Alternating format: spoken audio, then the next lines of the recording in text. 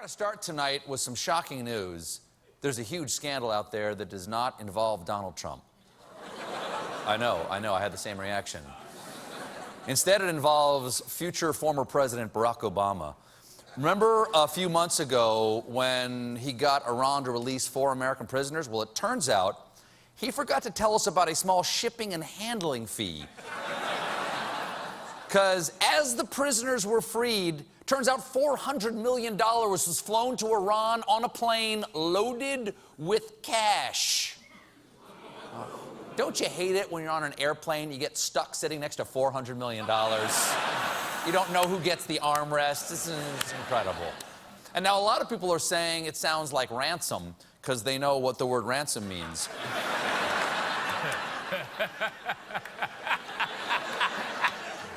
But the administration is denying any connection between the money and the prisoner release, claiming that the timing is coincidental. Oh, I'd love to go pick up my prisoners, but my plane is already full of cash. Hey! Why don't we do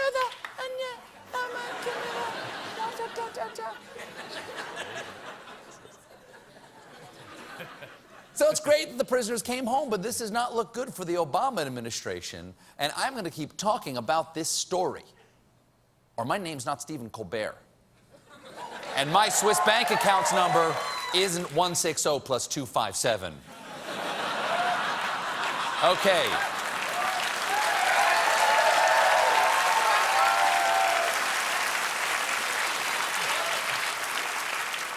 Okay, what else is in the news? You guys heard of this guy named Donald Trump? Very interesting guy. People talk about him a lot. Well, today on Coffee Joe Morning, and the Funky Bunch, Coffee Joe revealed this. Several months ago, a foreign policy expert on the international level went to advise Donald Trump, and 3 times he asked about the use of nuclear weapons. 3 times he asked, at one point, if we have them, why can't we use them? Oh, I know that one.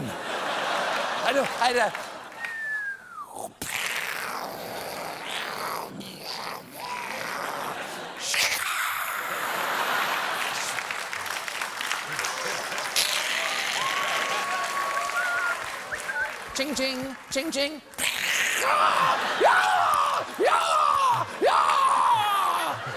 Time passes. Yes, I followed his order and dropped the bomb. Okay, right up there, the thing with the rope and the noose. Okay, I'll go.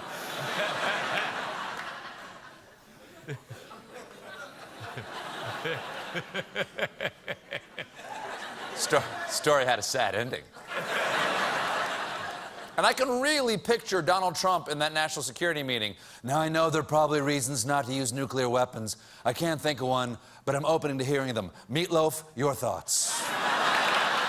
Arsenio Hall, should I bomb Gary Busey? Now, this caps off a week in which Trump attacked a Gold Star family, seemed happy about getting a Purple Heart as a gift because it was much easier than earning one, and appeared to feud with a crying baby at a campaign rally. And I've been out here for 5 minutes, so I'm gonna say got his head stuck in a 5-gallon can of Van Camp's pork and beans. He makes more gaffes than I can keep up with. It's like I Love Lucy in the Chocolate Factory.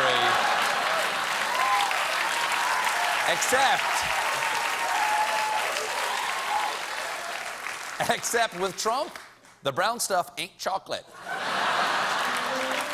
Thank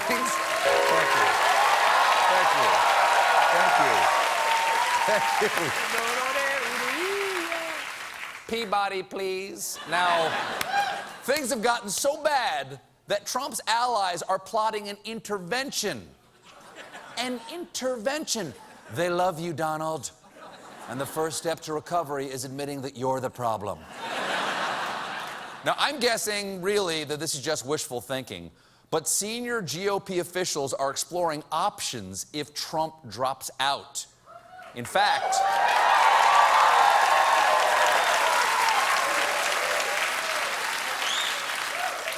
top Republicans have been seen standing outside Mitt Romney's house holding boom boxes.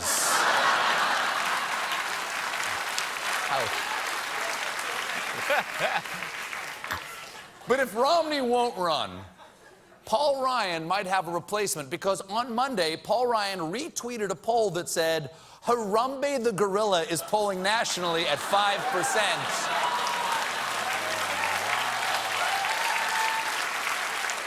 Adding the comment, 1 in 20 want to see Harambe in the Oval Office. It's a bold choice. Only obstacle I can foresee is that he is a gorilla, and he is dead. On the plus side, I'm pretty sure that's Harambe's real hair. Now, please say hi to John Baptiste and stay human, everybody.